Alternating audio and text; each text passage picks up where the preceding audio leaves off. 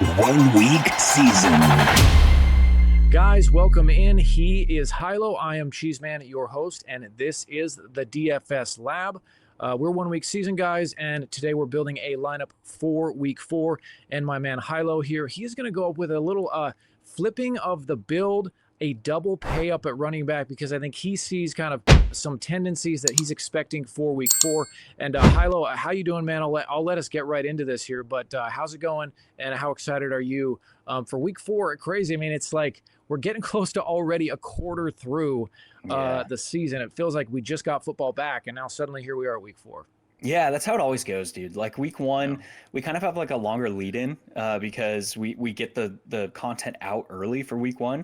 So like the season really starts for us like the normal routine in week 2. Yeah. And then it just feels like you blink an eye and it's week 6, and then you're already like once you're in the groove, the season seems to fly by. Obviously we have football season. There's also like this is holiday season. We've got like Halloween and Thanksgiving and Christmas, dude. New Year's. Spooky so like season. Yeah, dude. Like this time of year just flies by for us, right? But yeah, so last week was better. I had my first profitable week of the season. Was not really a sweat. But I was within like 30 points with like 4 players playing in the afternoon of the nice. $20 milli. So I changed things up a little bit. I played the milli last week. So I had like an outside shot. It would have taken like all 4 dudes to like perform at a high level. Who'd you have going? Who was going for you? It was like Ricky Pearsall. I kind of flipped the build again last week. So I had a bunch of, let me see. I don't know. I'll find it. Did you have so you had Pearsall? Did you have any like that Cowboys Bears, or did you target a different game? I did. I had Pearsall, Dunze going. Let me see. He had a hot start. Yeah, I know. And then completely they just blew him out. So it didn't really require anything. Let's see. So it was a Jonathan Taylor build, it was a Marcus Mariota build. I kind of anchored that to my portfolio last week. Ricky Pearsall, JSN, Roma Dunze. So all 3 of my core wide receivers on the roster were playing in the afternoon portion. They all started hot and then kind of just fell off after that. Like JSN, the Seahawks were smoking them. Same thing with the Bears. They were just smoked to the Cowboys. And then Pearsall again hit the bonus, but did not find the end zone. And then Javonte Williams. So I had 4. That was the 4 guys I had going in the afternoon. After CeeDee Lamb left, like the Cowboys just couldn't move the ball. Javonte Williams had like 67, 66 yards in the first half, and then couldn't hit the bonus. So yeah, it's just is what it is. And then of course the Packers lost, and that was terrible. So. Oh my God, dude, that was just, I wasn't even really paying attention. I was a little nervous about it. Like, dude, when I saw it was 3-0 at half, I was like, we cannot let them hang around. I don't care who it is. Like, we cannot let them hang around. And then the final 4 minutes was a disaster. Like the turnover, the blocked field goal, was a disaster, dude. That was just, yeah, man, that is just brutal. Hopefully we can get that out of our system. Packers can get that out of their system. But yeah, for me, like I was like, loved your guys' perspective on the slate of trying to get some of the leverage off of Jordan Mason, which I did with played a bit of Carson Wentz, actually a lot, and Justin Jefferson. And I liked that play. The mistake was like the lineups that did not have those players on them. I should have been rostering Jordan Mason at a high rate if I didn't have the Vikings passing attack. That was my mistake, because I figured that someone was going to, either the rushing or passing attack was going to succeed. It was the defense the whole time. Yeah. I mentioned the defense. Yes, I had a ton of, I was lucky. I had a ton of the Vikings defense. That was one of 5 defenses I played kind of based off of that. And 30 points is nice.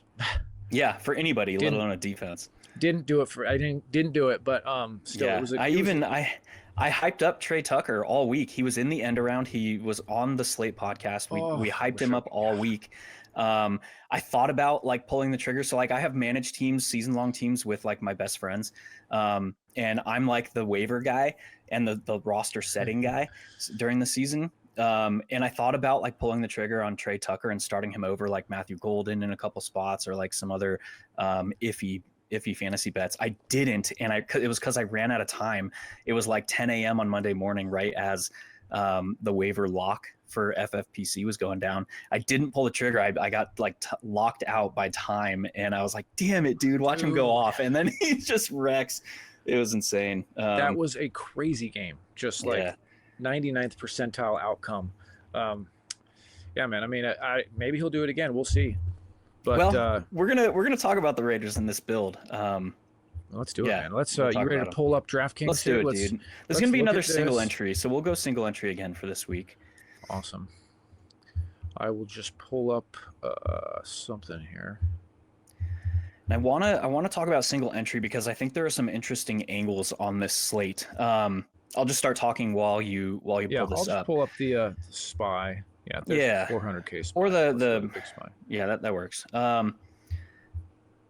In single entry this week, we're going to see massive ownership on the value running backs. It's a similar setup to last week where I expect the field to like get their value at the running back position. We had two such situations last week and we saw massive ownership on both of them. We have two such situations this week, plus like Quinshon Judkins with an asterisk. He's priced at just 5,500, but he's very clearly being like groomed to be like not the alpha, not like the workhorse, but like tick below that, I would expect. Yeah. I would expect he's going to be the primary rusher. I mean, Dylan Sampson played like 7 offensive snaps or something low like that last week. But I'd expect it's going to be Quinshon Judkins and it's going to be Jerome Ford as the change of pace, third down passing guy. So I don't know if he'll garner ownership. Probably he probably won't be overly owned in week 2 because we have Omarion Hampton, we have Cam Scatterbo who are priced right in that tier. But those two guys like Scat and Omarion Hampton are going to garner some significant ownership. I would expect probably 30% in the Millie Maker. I would expect probably maybe plus 40% in single entry, smaller field stuff. So if that's the case, and they're great on paper play. Well, Omarion Hampton is a great on paper play. Cam Scatterbo, less paths to ceiling in a more difficult matchup in that same game. Yeah. We're probably not going to see them played together because they're in the same game. The field just doesn't like doing that. So what that means to me is like we're probably going to see one roster spot accounted for through either Omarion Hampton or Cam Scatterbo at like a 70% frequency in single entry, I would guess, something around that. So it's going to be pretty crazy. Well, yeah, exactly. One of the two. Yeah, it's going to be pretty condensed. And that kind of tells us like the way that Xandermere put it on the Slate podcast last week is like, we're playing a poker hand with our opponents have their hand face up. Like we understand where they're starting from, where they're going with their roster builds. So we can just very easily flip that. And that means like taking the leverage play of not playing those guys. But I think we can do that this week. And we'll kind of go through how I see us doing that on this build. So, and it just like, I always have a hard time thinking about this too. It's like when you have these cheap running back plays, you're basically hoping that if the field does play them, you're obviously getting different, but are you hoping for like a certain result from them that would benefit you? Like, I mean, you're probably not expecting like 5 fantasy points, but something just underwhelming is what and then it's like, if we get pay up guys hitting 30 plus, is that what you're going for? Right. If say Omarion Hampton, who's priced at 58, 59, something like that, say he puts up 22 to 24 fantasy points, which is like an amazing game from a salary multiplier standpoint. Right. If he is not like a top 4 or 5 back, that could not matter. Like it's not going to win you a tournament. It'll keep you on pace, but the rest of your roster is going to have to do some of that heavier lifting. You're going to have to get like outlier type production somewhere else. Whereas if a higher priced guy at running back puts up 30 plus, now you're building with an 8-point cushion from the jump. So like it's difficult to say like, what am I hoping for? It's simply a function of the slate and how it kind of plays out. Another like aspect of that is like last week I was heavy on the pay up running backs because I liked getting value at tight end, at quarterback Marcus Mariota, and at some of the wide receivers, and Trey Tucker was one of those guys. If we see another sub 4K wide receiver put up 25 fantasy points this week, I mean, we're not hoping for 44, but if a value wide receiver puts up like 25 plus fantasy points, you pair that with 30 pluses at the running back position, and now that's where you really create that separation, because the rest of the field that is playing these value running backs, they're not getting to the low end wide receivers because they don't need to. Exactly. So, they're forced into the pay up at wide receiver or quarterback. Right. Or the like 3 by mid range, or like the 3 by 6,500 type wide receivers. They're just, you don't need to get down to those like value guys. So I kind of see some angles where that could come into play this week. And we're going to explore those with this build. So I love it, dude. We'll start at the running back position. The running back that leads the league in expected fantasy points per game by a massive margin is Christian McCaffrey. The matchup against the Jaguars is not great on paper, but this is a guy that's averaging almost 11 targets per game. And it's not, we can't just say like that was only a product of Mac Jones, because he saw 10 targets in week 1 with Brock Purdy. So like, it's just a function of where that offense is as far as health. Juwan Jennings missed last week. He's coming in day-to-day / questionable probably for this game. They have like Ricky Pearsall, George Kittle's out, Brandon Ayuk's out. It's like Ricky Pearsall and a bunch of guys that they brought off the couch. So McCaffrey's going to continue seeing heavy volume through the air. We know he's going to see 15 to 18 carries as a floor. So I'm just saying like, yeah, if he scores more than 1 touchdown, which he hasn't done yet this season, he's going to put up a 30-plus point game. He's had 1 touchdown through 3 exactly. games. So it's probably coming. I don't know if it's coming this week. His price has finally increased. We have value at running back. He's probably not going to be overly owned. The matchup isn't great on paper, but just simply saying like, yeah, he has an outside shot at like 100 yards through the air. He has an outside shot at like the bonus. We know that he has multiple touchdowns within his range of outcomes. If that happens, if one of those 2 things happen, he's going to crack 30 points. And if that happens this week where everyone's paying down, you really just need one of those value guys to not put up 27, 28 points. And you have a solid lead on the field with that kind of outcome. So we'll anchor it here with Christian McCaffrey. Love that. Love that. And then at the other running back spot, this is another guy that is highly unlikely to garner a lot of ownership just because he feels, and objectively he is, overpriced for his workload. And that's James Cook. He's highly unlikely to see more than 22 opportunities. I think that's right around where he's averaging, and it's a very, very tight grouping. He's seen either 18 or 22 opportunities through the first 3 weeks. But now we have a Saints opponent that is tied with the Bills at 68.7 offensive plays run per game, except how they're doing that is very different. The Saints are doing that because they lead the league in pace of play. They are, averaging, if we take out last week where they just got completely blown out, they're averaging over 3 seconds per play faster than any other offense. That ticked down last week. They were down to like 27.7 off the top of my head. And that was because they were just getting blown out. Like, why would we want to increase the pace? But this offense wants to run fast. And if they're running fast and not finding success, that is directly correlated to increased expected volume for the other team. So we'll say James Cook, likeliest scenario is he sees 20 to 22 opportunities here. But now in this pace up spot against an opponent that is getting waxed, there is the potential, and the Saints are on the road. They played 2 middling to poor opponents tight at home. Then they got blown out yet last week on the road. They're on the road again. We know that the friendly confines there in New Orleans in the Dome are like good for the Saints, good for their game environments. This could be another letdown spot, and like where the Bills just are completely dominating the game flow. So yes, when we talk about like the paths to 30 points, we don't have very many Christian McCaffreys anymore. Even Alvin Kamara on the other side of this Bills game, he only had 4 games the last 2 seasons total where he saw 3 or fewer targets. He's averaging 3.33 targets this season. So like even he is just a yardage and touchdown guy this year. And that is interesting. I broke this down in that game write-up. Just real quick anchor on that. Alvin Kamara is in a route at a higher rate than he was the previous 2 seasons, 59%. This is not a function of the structure of the offense. This is a Spencer Rattler thing.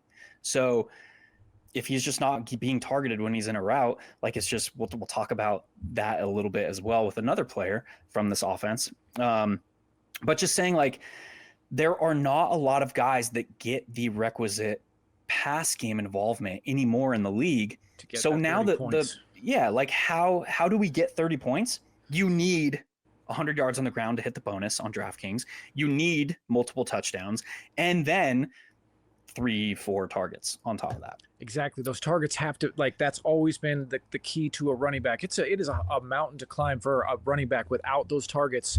I mean, Derrick Henry can do it, but a lot of times there's just not the opportunities unless they have like an 80-yard run, you know? Right.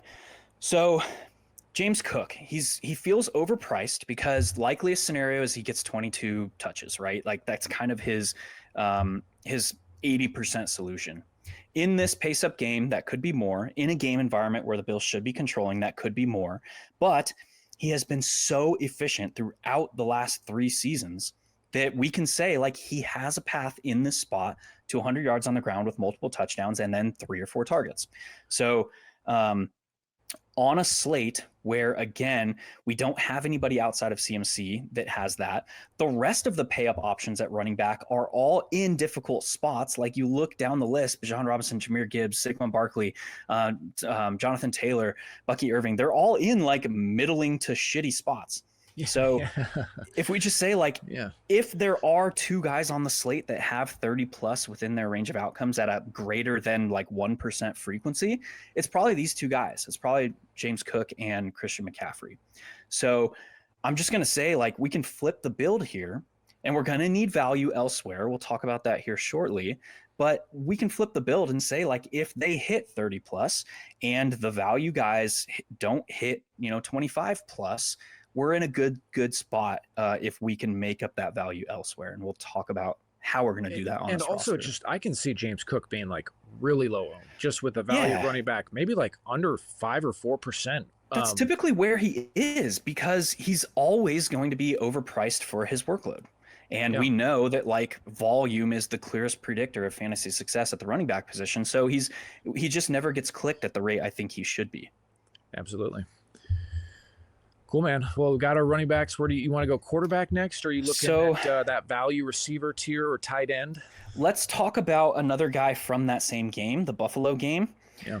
The player that leads the league in expected fantasy points per game at the wide receiver position is Chris Olave.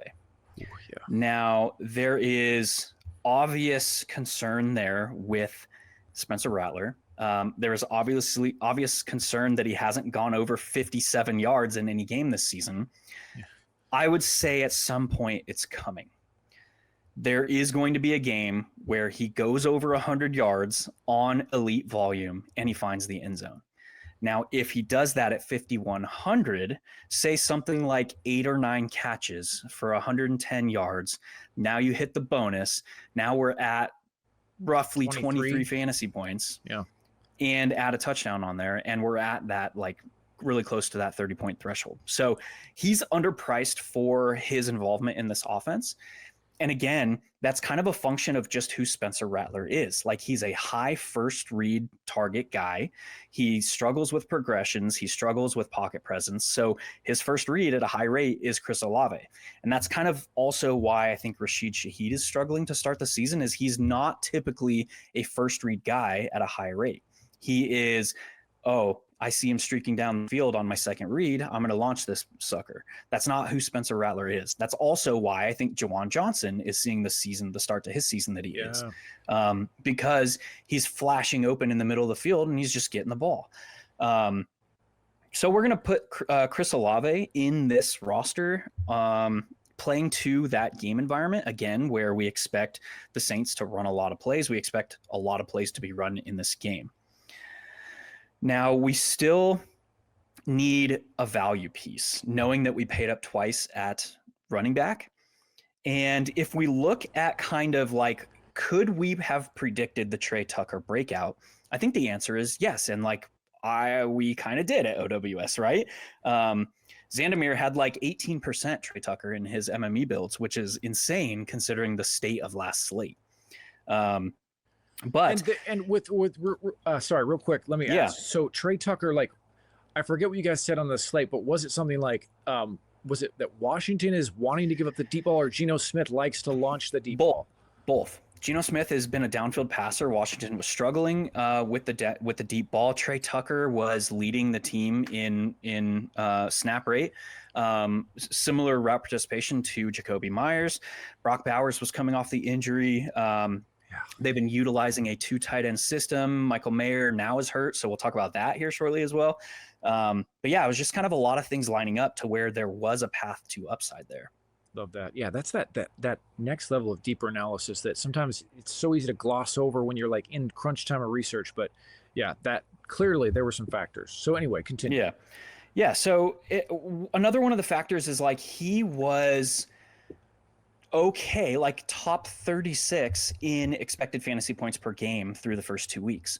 So it shouldn't like be a surprise if like they just start connecting on these downfield shots. And a lot goes into expected fantasy points. It's like depth of target, it's route structure, it's efficiency of the offense, all these things like touchdown equity, all these things go into expected fantasy points, like where his opportunities are coming on the field. For him to be top 36 coming into the week, we shouldn't be that surprised that like, okay, now he's just connecting on more downfield stuff.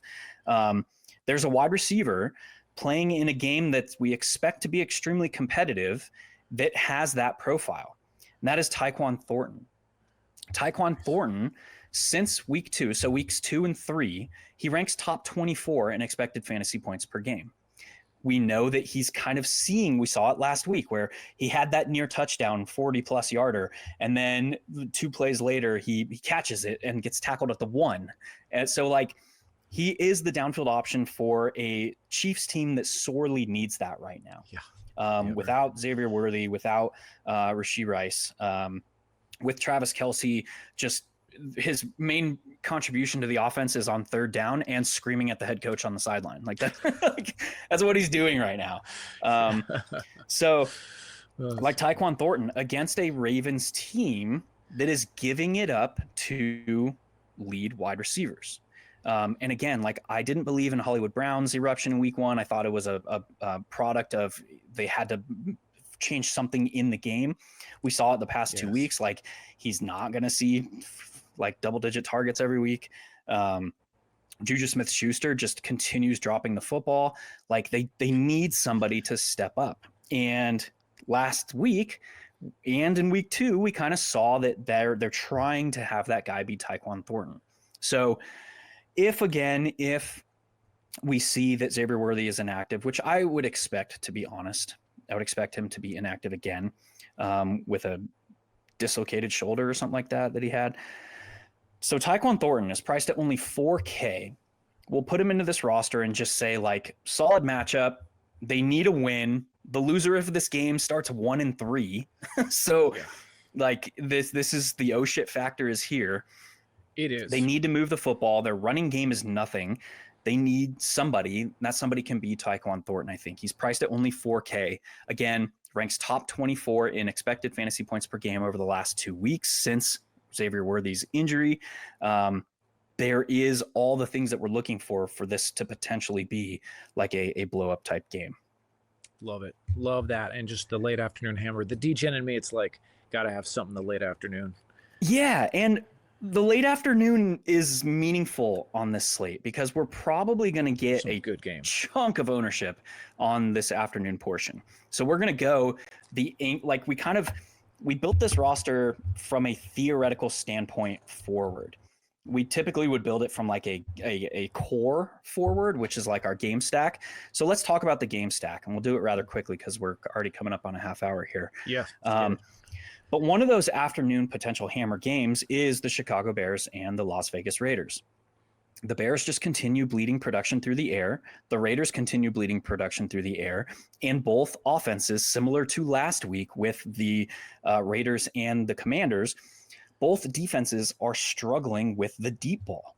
So what are we seeing? Rome Odunze operating as a deep guy. We're seeing Geno Smith, who's attacking downfield. We're seeing both of these defense like struggling with the deep ball. So we're going to throw Rome Odunze on this, and we're actually not going to anchor it with the Bears. we're going to anchor it with the Raiders in a way that the field is probably not going to get to. They're probably going to say like, hey, if I need a salary saver again, I'm just going to go to Trey Tucker again, who's priced at 4,200 and just put up 44 fantasy points. But we have Michael Mayer, who's probably going to be out, has a concussion. We've seen typically players miss at least one game with a concussion over the past 2 years since the rules changed. So Michael Mayer's out. That should bring Brock Bowers back into like an every down role. He looked like he had put the knee injury behind him last week. So we'll put Brock Bowers. We'll pair him with Geno Smith, who again is attacking downfield and being aggressive, because also the Raiders can't run the football. Like they're blocking, their run blocking has been atrocious. And then we'll also say, who is the guy that on a normal week is most involved through the air, and that's Jakobi Meyers. So we'll put him on here as well. Got it. And that leaves us with very little to do at defense. We don't have very many options. I vote for the Titans in this range, pay down range. Hoping that L'Jarius Sneed is okay and made it through that game after going in questionable last week. We know that they lost T'Vondre Sweat. They have Shai Tuttle, who's stepping into the nose tackle position, but the Houston Texans cannot run the football. Their offense is broken. Situational tendencies have not improved. And we're effectively saying, like, we're just going to target a bad offensive line. Love it, dude. And that wraps the build. That, love this. Geno Smith. That was not, I have not even thought about Geno Smith until you said it. So, but I mean, that's actually a really sharp play with Brock Bowers, the stack, the double anchoring pay up running backs, Christian McCaffrey, James Cook, Olave, they bring back there, Tyquan Thornton, Rome Odunze, and Jakobi Meyers. So yeah, double stack, Geno, Brock Bowers, Jakobi Meyers, Titans defense. Hilo, great stuff, man. Any final thoughts you want to share before we ship this one off? Yeah, again, just keep in mind like where the field is likeliest to go. This is another week like last week where we don't have to do as much to get funky. We don't have to do as much to generate meaningful leverage. So if you read the end around for those inner circle guys last week, we kind of anchored it with like, hey, we don't have to do as much this week to be different. This week is probably going to have a very similar feel. We have value at quarterback again. There are multiple quarterbacks priced down. Jackson Dart is getting his first start of his professional career. He's priced at only 4,500. Dual threat quarterback. He's probably going to get some value there. So like, it's very clear the field is probably going to be looking to quarterback, to running back, to find their value. It's going to be a fun week, and going to try not to pay too much attention to the morning games if I'm playing this build, because I don't want to see any blow-up performances until the afternoon. Hilo, great stuff, James Cook, man. baby. Yes, going for James Cook, the 80-yard touchdown run. I can already see it, manifest it. Great stuff, Hilo. We'll talk to you next week, guys. Good luck this weekend. Good luck with your builds for week 4, and hope to see all of you guys at the top of the leaderboard.